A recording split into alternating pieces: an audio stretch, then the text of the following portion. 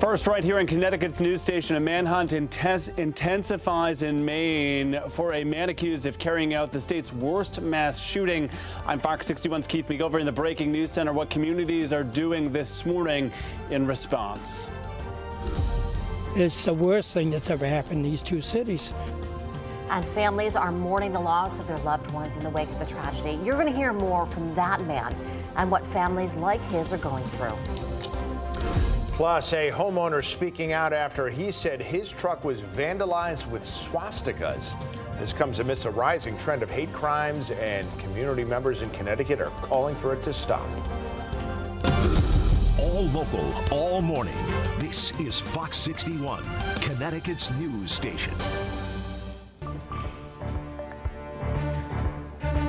The manhunt continues this morning for the man behind the state of Maine's worst mass shooting.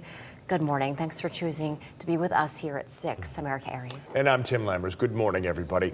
People in communities around Lewiston, Maine are once again hunkered in their homes today as police are still looking for the suspected shooter, Robert Card. Fox 61's Keith McGilvery is joining us in the Breaking News Center with what we know this hour. Keith. Erica and Tim, good morning. Once again, there is a lot to go over, so let's get right to it. This morning, we know 18 people confirmed killed in the shooting at a bowling alley and a restaurant in Lewiston, Maine. Some 13 injured. New at 6 o'clock. I just checked the numbers. More than 100 closings across the region, including the Lewiston schools and Bates College, as the manhunt here this morning continues to intensify. Want to take you to some video from last night, watching this unfold with authorities surrounding a home in Bowdoin. This is a town about 10 miles east or so of Lewiston. Our sister station in Maine reporting that the home belongs to Card's father. He, the suspect here. At one point, officers asked TV crews to set up away from the home to turn their lights off to not be a distraction here. Drones were in the area. This home was surrounded well into the woods as well.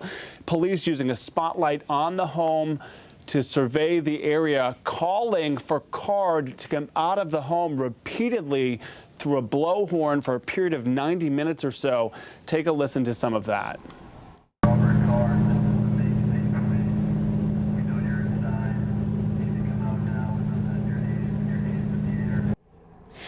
So difficult to hear, but we transcribed it on your screen. Authorities telling Card to come out of the home with your hands in the air. They went on throughout the course of the evening to tell him that they could ensure him that he would not be injured.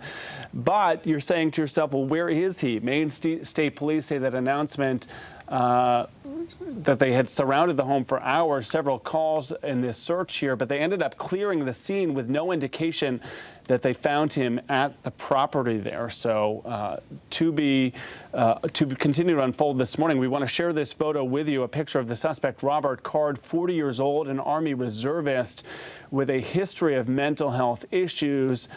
Canada Border Service agencies issuing an alert for its officers on the U.S.-Canada border. Not far from that scene there to be on the lookout. Fox 61, meanwhile, speaking with Mike Lawler. He's an associate professor of criminal justice at the University of New Haven. We wanted to get some insight as to what this search might involve for law enforcement. The good part about this part of Maine is very sparsely populated, so it's not like you're managing a huge population. The bad part is it's also very rural, so there's lots of places to hide and go to ground, as they say. So what now? Well, Lawler says one of the keys here to zeroing in on Card's location is to find out how far he could have traveled after abandoning that car that authorities discovered yesterday. Robert Fuller, the special agent in charge of the New Haven FBI office, saying personnel from his department on the ground now in Maine, sharing a bit of a statement here. He says the team is supporting search efforts and providing other assistance there as needed. All right, so this morning we are hearing from a dad who lost his son in this horrific tragedy. His name is Leroy Walker. He also happens to be an alderman for Auburn, a city just across the river from Lewiston.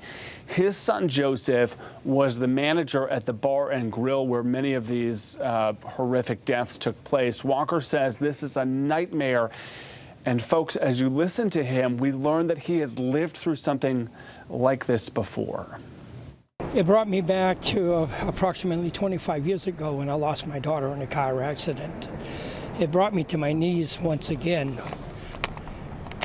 when my youngest son told me that he thought that his brother, my son, was dead, it just crumbled me all over again and brought me back to just thinking, how bad can life be, and why are we as people punished in these ways? I'll never, I'm a Christian. I go to church, I believe in the Lord, I believe in Jesus Christ. But why do we have to go through these kind of miserable times? Take that in for a moment, folks. That dad now losing 2 children horrifically. He also, in that conversation, went on to say he spoke to how his son tried to save lives, taking a knife from behind the bar, attempting to charge after that gunman before he was killed. I want to talk about what's happening here in Connecticut. Connecticut lowering flags to half staff. This is a live look from our videographer on Capitol Avenue. That, of course, the Golden Dome to the state capitol in respect for the victims who lost their lives in the shooting, with a proclamation from President Biden that flags across the country be lowered. A beautiful but somber gesture here in our own capital city.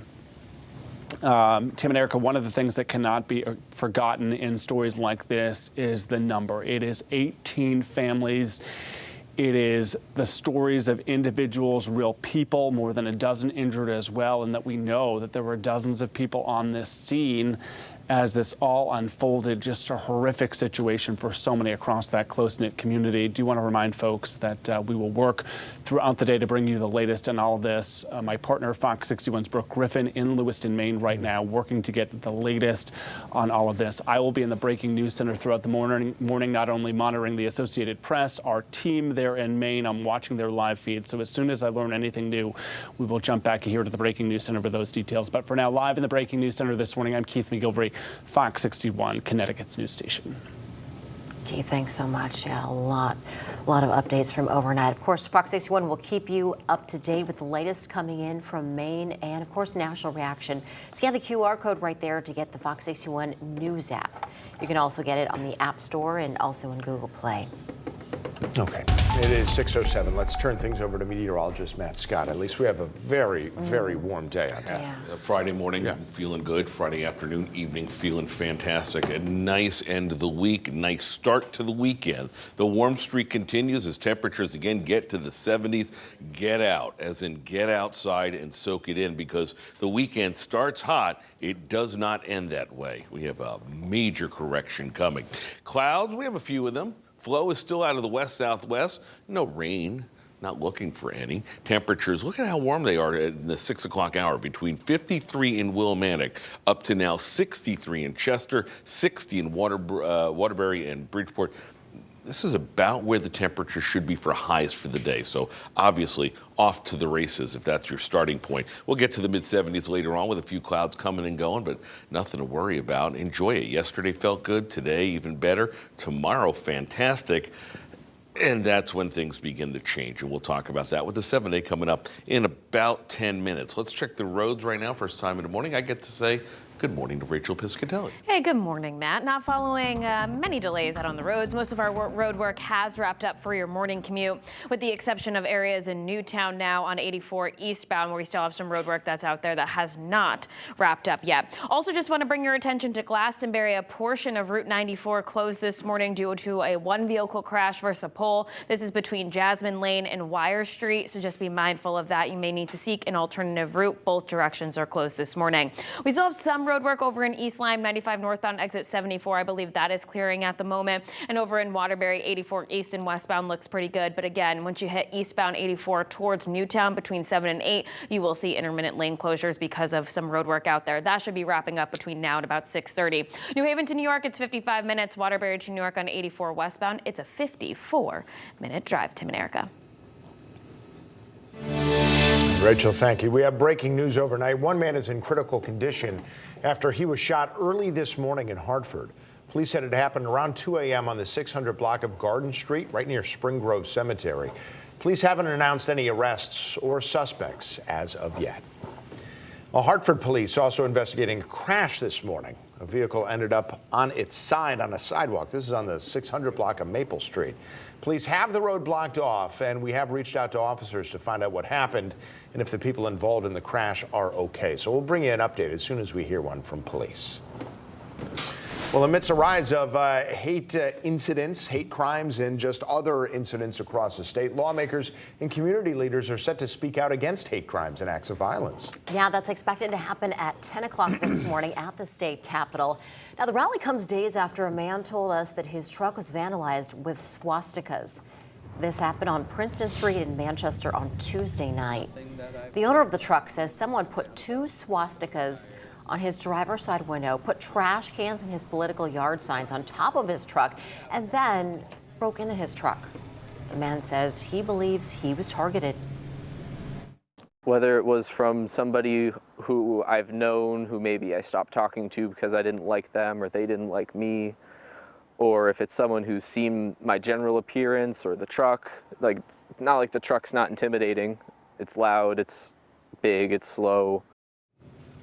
Now, so far, police haven't announced any arrests. If you witnessed any similar suspicious activity, you're urged to contact Manchester Police right away.